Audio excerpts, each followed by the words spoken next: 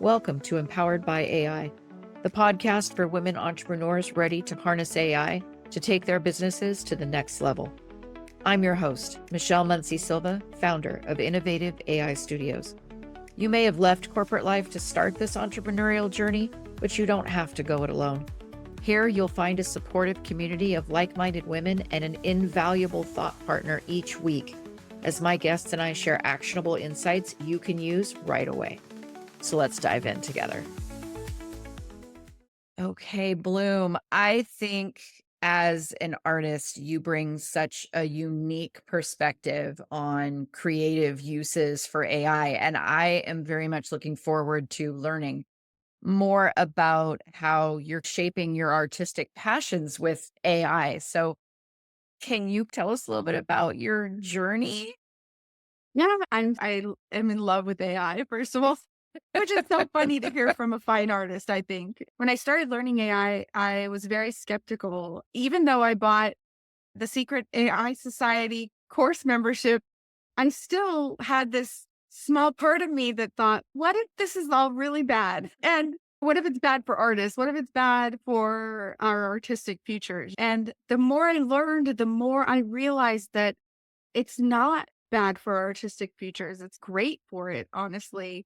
I feel like there's this I don't know how to describe it, this symbiosis almost between the two, Yeah. where AI can help fine artists and fine artists can help AI. We can train it to be better at and more creative, and it can also help us be more creative by producing some things we might not have thought of. But yeah, the more I learn it, the more excited I am, the more I realize it's really a tool. It's a tool for creativity. It's a tool to help people that feel like they're non-creatives and creatives. I feel like everyone will benefit from it once they really learn it. I think until you dive in and really start using it and practicing with it, you don't see the possibilities yet. And you've grown up in a family of creatives, have you not? Yes, yes. Yeah. And art and music were just always present for you. And how did that shape the artist you are today, do you think? I really think being surrounded by art books and music, and we listen to music on the radio or on records more than we ever watch television. And just having that creativity surrounding me growing up, I think really made me a true creative. And I think all of us are creative in different ways. And not everyone really realizes that. A lot of people say, oh, I don't have a creative bone in my body. And you have to. I really think as a human, you have to be creative. You have to, maybe it's just in the way that you parent or in the way that you approach your job. Everyone has creativity. They just don't know to call it that, I think sometimes. Yeah. But being creative, surrounded by artists, people who want to practice art and be artists really influenced my life as an artist. And I feel like it took away the possibility of having imposter syndrome. I don't think I've ever had that as an artist. It's Uh-huh. interesting. I hear a lot of people say, "Oh, I have imposter syndrome." Am I really an artist? How can I call myself an artist? And I really don't think I've ever felt like that. Since I was 8 years old, I've been walking around saying, I'm an artist. So it's just, I think growing up with that gives you that power to say, I'm an artist and be okay with it. Also, in growing up in my generation, a lot of kids I knew were told, no, you're not an artist. Artists are starving. Artists are poor. Artists will never get a job. All these misconceptions about artists. And because I didn't have that, I never had to squash that dream of feeling like an artist, of being an artist, of wanting art around me all the time. Mm-hmm. And you're an avid fan of creative uses for AI. How does that fit into your artistic process? Ah, it does in so many ways. It's interesting. I was saying to a friend the other day, like creating with AI every day has made me creative in more all the realms in my life. Even though I'm creating this AI imagery, it's helping my copywriting be better. It's helping my production be better. It helps my creative flow go better. It's just really interesting. And I think that happens in creating in every day, in any form. If you're painting every day, your creativity is going to expand. If you're drawing every day, if you're writing every day, if you're a writer. I think letting that creative passion flow through you every single day and not ever give it a break and not ever put it to the side makes everything in your life creative. So I really feel like that's how it's influencing me, is that it's pushing through everything that I do in a way. It's just, Hmm. it's coming out through everything I do in ways that I really didn't think were going to happen. It's very interesting. Can you share an example of Yeah. a project where AI helped you? Recently, yeah, recently, a few months back, I have a client. I do social media management for clients, and one of my clients needed a beautiful fish and chips, like professional fish and chips photograph. We didn't have any. They didn't have any. And we needed it like yesterday. So there wasn't time to hire the photographer and send them out and do that. So I made a few photos. They look amazing. They don't look fake at all. They look perfect. And it was perfect for the story that they were writing. And we did have some other photos of restaurants and things like that to feature in the story. But having that beautiful header photo of some beautiful, perfectly crisp fish and chips with the lemon wedges on the side just made the story. And then for myself, just a couple of weeks, just last week, I made new mock-ups for my boutique products for t-shirts. And those are so cute. The women are wearing plain t-shirts, but with these cute tulle skirts, and they're standing in a field, and it's just totally me. Oh, I wear dresses Mhm. every day or skirts and tops every day. And so I love the idea of being able to express how I would wear the t-shirt and share that with everyone. And I think that draws in people who love my style of creativity. Yeah, and that your website is so adorable. I absolutely love it. The Yellow Desk, if you haven't been there yet, you have to check it out. It is so adorable. Thank And you. you have so many products. Can you tell us a little bit about the things that you're offering on your boutique, your site, your whole Yellow Desk world? Yeah, yeah. It started as a blog. So that was why it was the Yellow Desk. Yeah. And when I moved to Oregon, it started as a blog. And then it quickly, within a year or so, became I wanted to add some products to to the website, and I started making leggings, and it was so much fun, and I was going crazy with it. I had the craziest patterns and the craziest, funnest thing. And I think I was inspired by LuLaRoe, that whole that they just have so many fun, silly patterns, but they didn't have anything that I would wear. Like they all felt really Midwestern to me. And I have a more, I don't know, I want rich florals and naturey things. And they didn't have anything like that. It was more like kitsch, very kitsch and cute, so cute, but just not what I would wear. And so I started designing what I would wear. And they started selling like hotcakes, and that was really fun.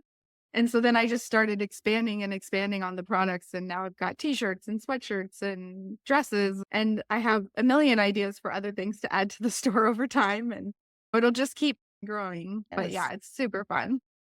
I absolutely love it. And if anybody hasn't been there yet, you've got to get over there. It's just so fun to play. You just have so many creative, beautiful things on there. Thank you. And as someone, you just said you blogged when you started, as someone who loves to write, draw, design, how do you balance the different aspects of your creativity? It's a good question. I don't know if I do balance them. I think I just do the ones that I want at the time. What feels good right now is what I do. And I think in art, that's a great way to maneuver through your artistic journey, because if you're not feeling like writing today, do you think your writing's going to be very good? Probably Mhm. not. If I'm not feeling like drawing today, is my drawing going to be very good? Not very. So I think what you're feeling in the moment, what you're passionate about, if you close your eyes and give yourself a minute and say, what do I really want to do right now? And then you let that be the thing you do in your art, that will be the thing that comes out more better, more exciting, more fueled with your creativity, I think. Mhm. And I completely embrace that, maybe in a slightly different way, but, like, when I'm looking at, say, for example, a to-do list, and it's just overwhelming to me. It's, "Okay, there's just too much." I will find the thing that feels the easiest. Whatever that thing is, if it feels the easiest, I'll start there. Because the next thing I've been in and I'm like, "Oh, okay, if I just belted that out, my momentum has kicked in." And then the next thing comes up and it's, "Okay, I can do that because I just got done with that. I'm going, I'm on a roll." And the next thing, it's a couple hours in and you're like, "Okay, I just needed to listen to myself and follow that intuition." That's really true. I do the same thing too when I'm working on client work. I'll have this list of 75 things and I look at the list and it's, oh, this is overwhelming. How am I going to do any of this?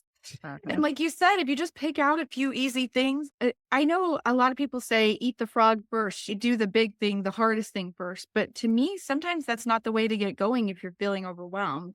If you're already feeling overwhelmed, working on that big project is just going to make you sold out probably. You're going to get started and be like, this is why I didn't want to do this. It's hard. Hey, I'm just affirming now, just affirming the resistance. Yeah, yeah.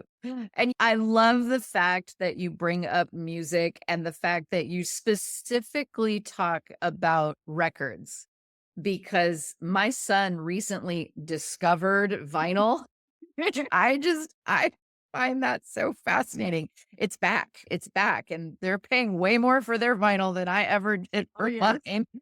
But I really do think because he is a creative soul. Mm. He really truly is. And I'm wondering what that is. What does music mean to many artists? How does it shape your work in particular?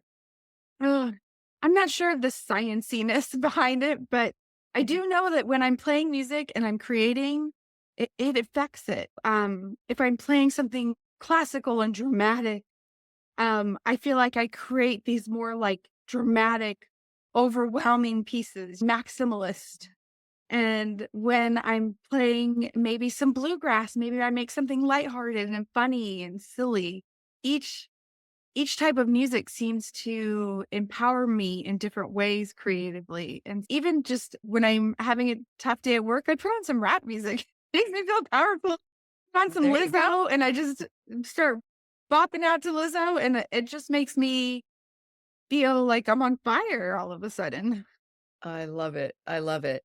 And I'm wondering about because you and I were just talking before the show. We were talking about that idea of being in Oregon in the middle of the forest. And I remember during COVID, we talked so much about bathing in nature. Mm. And we talked about the need to get out into the world. And in that sense, that hiking or being in nature can help you mentally cope with what was going on, and I remember all the benefits of that people were talking about. And do you feel like your environment enhances and benefits your creativity as well? Absolutely. Absolutely. Moving here has really changed my creativity level. I think it's a slower pace of life. That in itself helps. Living in a rural area gives you less opportunity to always be running to the store, running to the fast food, running. There's no delivery. There's no outside interference when you live rural and you make your once a week trip to town and you do your errands. And so the rest of the week is filled with more open space and a slower pace of living. I still often get more done than most people in a day and Mhm. also do it while feeling like I had a lot of space in the day and a lot of breathing room in the day. And sometimes I feel like I get to the end of the day and I think, did I work today? I just feel like I feel like I tended to the garden and I made some lunch and I had some water and what did I do? And then I look back and I go, whoa, you did this, and the list is long. But speaking back to the creativity and being in nature, it's moving here made me realize why writers book a retreat somewhere rural to go write their book, their next big book, or finish their book. It's because once you're away from the city sounds, the traffic, the emergency vehicles, even just children screaming at the park, which is a delightful sound, but all those sounds are interfering with your ability to have that quiet space in your head. And once you have that quiet space in your head, that's where the creativity comes. I remember this quote. I don't remember it exactly, but it's something to the effect of you can't, you have to get bored to get creative. And I think that's really true in a sense. It doesn't mean you have to be boring. It just means you have to have that downtime, that open space in your head and that quiet time where you can connect with yourself and hear what your thoughts really are in there. If you've always got your environment stimulating you, you're not giving yourself very much downtime to let the creativity flow through you and come out of you. That's why I love a walk in nature. If I'm feeling not creative or feeling like I don't know what to do next creatively, I'll take a walk in the forest and literally have no purpose other than just paying attention to details in the forest. I the last walk we were on, my husband will go with me often, and we were out there and this little salamander stopped in the path in front of us and froze and was like looking at us, and we were looking at him, and he was looking at us, and he was like, "I hope you're not a predator."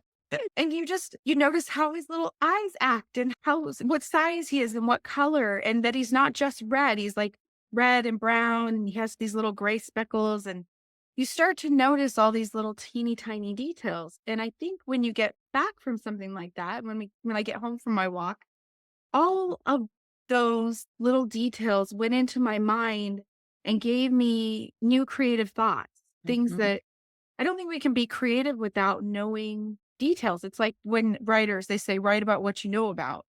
We can't make art about things we haven't seen the details of. It's very hard. Mm. It's hard to paint a tree if you don't know what the leaves do. Do they curl in on themselves? Are there spines underneath the leaf? These are all things I pay attention to when I'm out in nature. I touch things and feel them and see what they're like and pay attention to the shape and the size. Does it have little tiny leaves or big leaves or if, even like the greens in the forest? I love to play the game of how many greens are there in the forest because there's so many.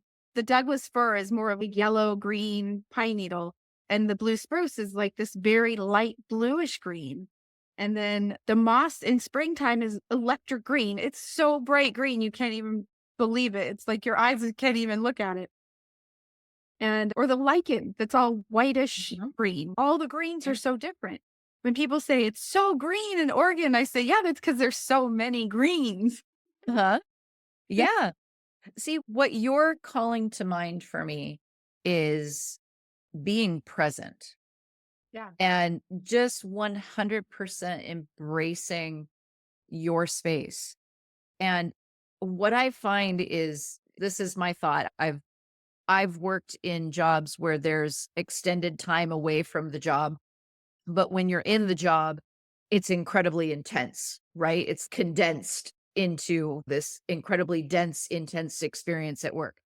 And I find that I've completely lost all sense of being present because I'm constantly reacting.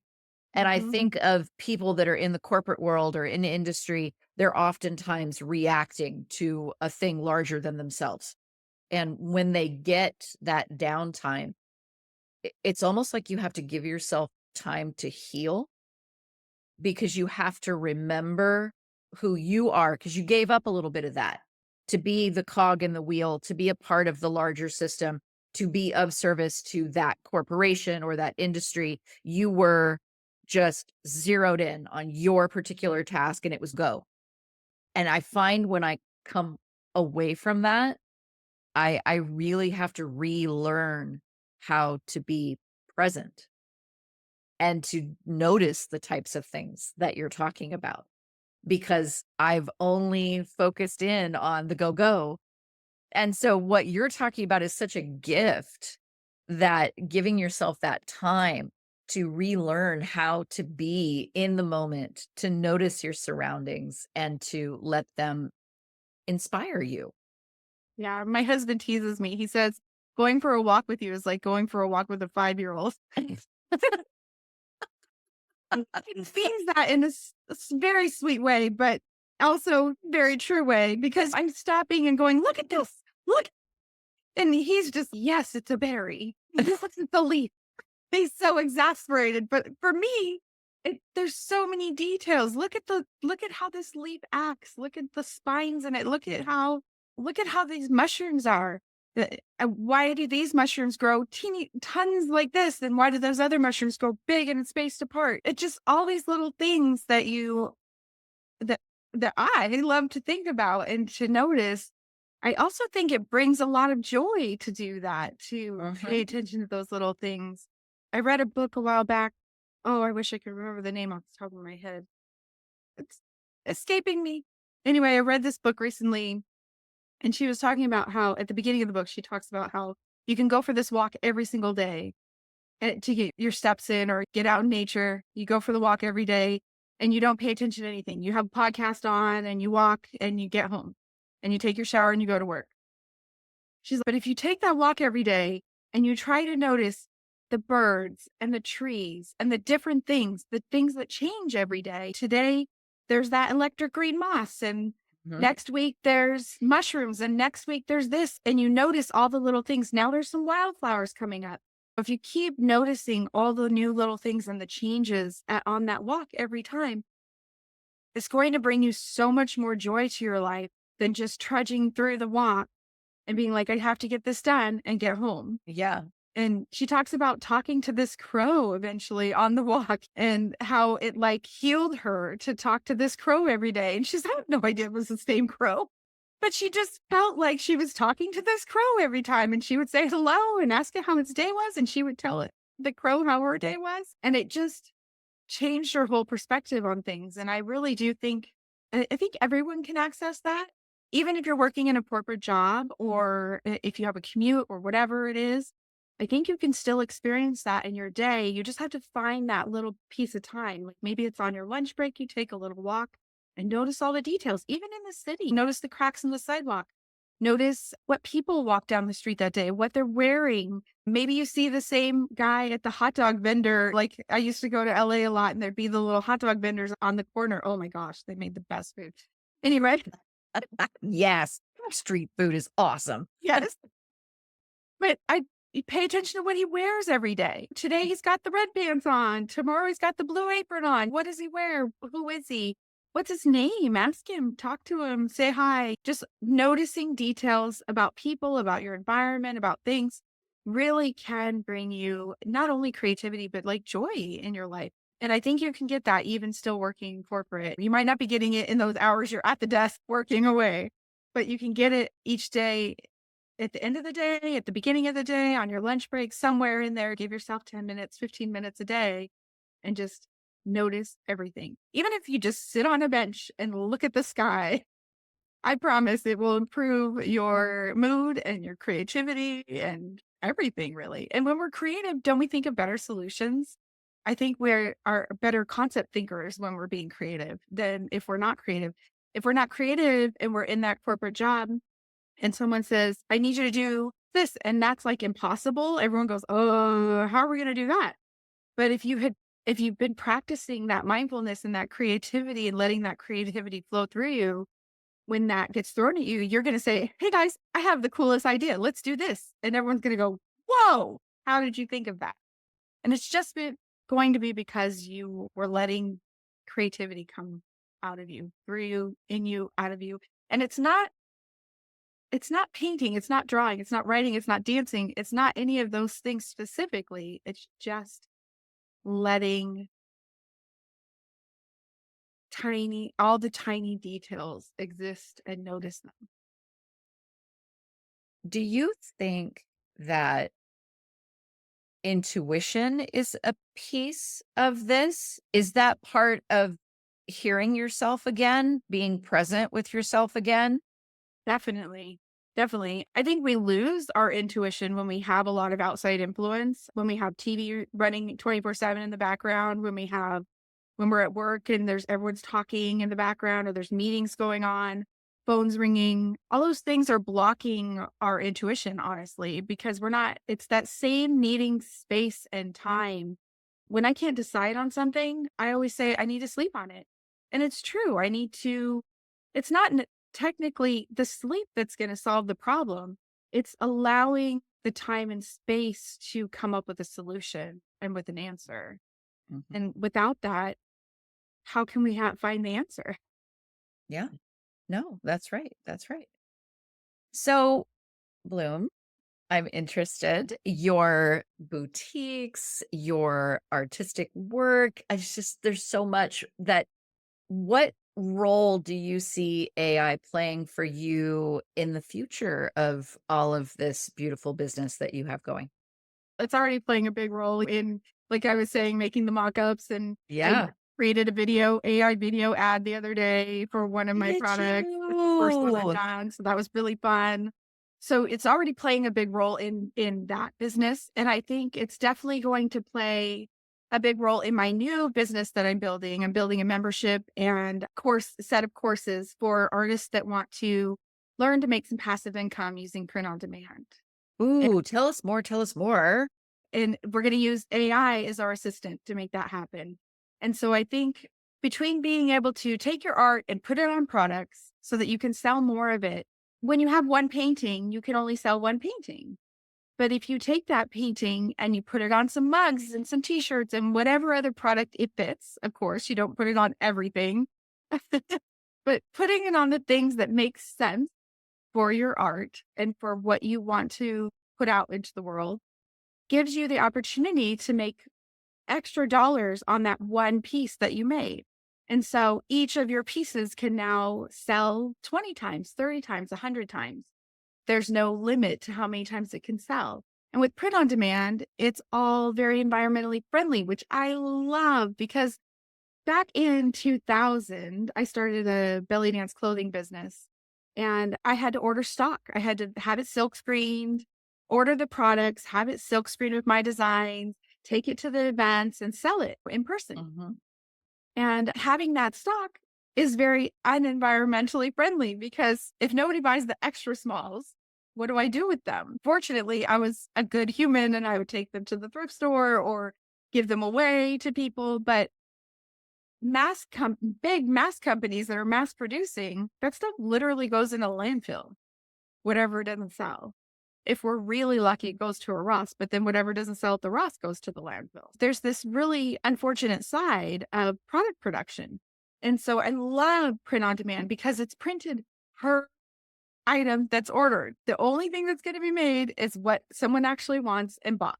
And I love, love, love that. And the print on demand suppliers are coming up with more and more eco-friendly products. They have recycled fabrics that they make products out of. They have organic cottons that they make products out of. Just so many more environmentally friendly ways to make things.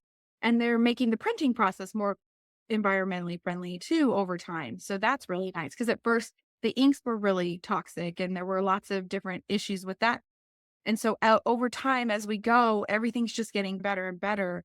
And I really hope that we're trending towards that kind of product production in the future and maybe not mass product production. It would be so nice to see that happen because knowing that all the kitty sweatshirts that didn't get sold are going in a landfill somewhere is just an awful thought. Exactly. Oh my goodness. Where can we have people find you if they want to maybe take this course or work with you more? My course is youryellowstudio.com. And I called it that because I wanted to feel like it's your studio too. It's mine and yours. It's ours. And you can sign up to be on my email list and that'll get you on the wait list. And I'll be sending out updates and information as we get closer. I'm in the middle of course creation right now. So I'm writing outlines for all the courses. I just worked on I'm working on the creativity module right now, which is really fun. It's talking about a lot of the stuff I'm talking about today, where we do some different exercises to let our muse back in and let that creativity flow out of us again. And I think that is something that we all need. And that's towards the end of the courses, just so that we get the good stuff going first, but then we come into how to keep that creativity going and what to do when it gets blocked. That makes sense. Oh, that sounds so exciting. I think I'm going to be on your wait list.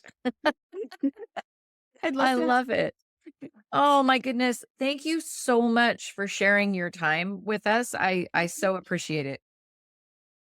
It's so fun chatting with you. And this AI journey is so exciting. And it's so fun that we got to meet through the course. And I just think everything everything that AI has touched in my life has just been a really great positive thing. I agree. I have been completely enthralled. I feel like it's waking up something that has been dormant in me for a really long time because I grew up with a boomer dad and a boomer mom, and it was, "You better find a way to make some money." And so it was what you said at the beginning, it's you didn't have to go through that. Oh, that was my whole upbringing. What are you gonna do? What are you gonna do that's gonna make you some money? And so I was a very good girl for a very long time, Right. and I did the posi I'm actually one of those rare birds that has a pension coming to me. Actually, I'm like, "Wow, I really made my boomer parents proud." Yeah, right. So they're right? But at the same time, it's like when I hear about the leveling of the playing field that AI is bringing to the table, I feel like I'm one of those people Yeah. because I pushed the creativity aside for a very long time, and the things that I wrote, the things that I created, they all were just, "Oh, that's a nice hobby. You're so good at that. And what's your career going to be?" And they did it with love, and it was never anything malicious. But I feel like AI has looked at this, it has become, I should say, this way for me to look at that work again and be like, "Oh my gosh, that's right. That was in there. That was in me." I remember now. Now, I think all of us as children, don't we grow up with crayons and coloring books and paints? And don't we all become little artists when we're small? There's almost no 100%. artist I've ever talked to that said, "Oh, I didn't draw or paint when I was a kid." I think we Yeah. all did, artist or not. And I think the difference is that whether or not you allowed yourself or your parents allowed you or whatever society allowed you to progress down whichever path you ended up on. And I even went on the corporate path at one point as a young person. It started as a creative job. I worked for a portrait studio, taking like fine portraits, family portraits, boudoir portraits, those kinds of things, Yeah. and then ended up working for Kodak. And so it was like this weird, like photography to film sort of thing. And working in corporate, while it was very lucrative financially, it also felt like it sucked my soul out. That's yeah. When I honestly say, I used to say, unfortunately, we all got laid off, but it actually is fortunate that we got laid off. They had to close our division when Kodak wasn't doing good at during the digital boom, and it turned out to be a very good thing for me because it pushed me back toward my creative passions and pursuing my creative passions. And I don't know if I would have done that if I had that job till now. Would have just stayed until Yeah. I retired, like you said, with Oh, all exactly. Yeah, no, I totally get it. And I think there is a huge group of people that are looking at, okay, they put in X amount of years in a corporate life and or X amount of years in whatever industry, and they're not done yet. Mm, So now what do I do? And again, we go back to AI. It's this amazing leveling the playing field. What do you want to do? Here's a personal assistant that's going to help you yeah, bring that idea into reality. yeah, And so I think however you choose to come at it, I do feel like the lessons that you're sharing in creativity are vital because we have to get back to listening to that inner voice, I think, and really honoring what we want to create, especially if we've spent so much time creating for others. mm, You oftentimes have to maybe just listen to yourself again, and you might need some guidance in how to remember to do that. So, thank you for creating those courses because I think they're gonna be incredibly vital to a lot of people. I hope so, and I really do love helping artists and helping people find their creative passion again, and and I want them to make money at it. I don't want the poor artist to be a trope anymore. I want it to be a thing that people say, "Oh, you're an artist? Wow. You must make money selling your paintings. You must make money on your products. You must make money lots of ways." And that's the fun thing. And the thing that no one's ever talked about is that art can make money in a lot of ways. Whereas a corporate job makes money in the one way. Go to work, you come home. You go to work, you come home. Right. There's not really extraneous ways you're making money at your corporate job. You're going every single day and you're getting a paycheck every single week or every month or whatever. Mhm. And there just isn't a lot of path there. There's just one path. Exactly, exactly. And I think, but again, part of it to me is that's the world that my parents lived in. There were fewer paths, let alone for women. When my mother went to college, she had 3 choices: secretary, teacher, and I want to say nurse. Mm. That was it. That was what girls went to college for. And she was the rebel that liked math. And so she went from kind of secretary-esque bookkeeper. And so that was how she moved forward. And it's interesting to me now that I think a lot of people don't realize how many different paths there are now. It's literally endless, the possibilities right now of what you can do. The internet changed that a lot for all of us. And then tools like Photoshop and things like that changed things again. And now AI Mhm. is changing it all. I feel like AI is bigger than the internet. It's like the first car or the first airplane. I think it's bigger than a tool. It's something that is going to enhance our lives in a lot of cool ways and already is. Yeah. And it's such a recent, if you think about it, it's a blip since this has become reality for us, for our generation, for the generations coming. It has literally been a blip. So I can't really there's no blame if somebody doesn't yet recognize how much of a shift this is. Oh, Because it was literally my mom, I'll go back to my mom again. When she got married, her credit card automatically went into my father's name.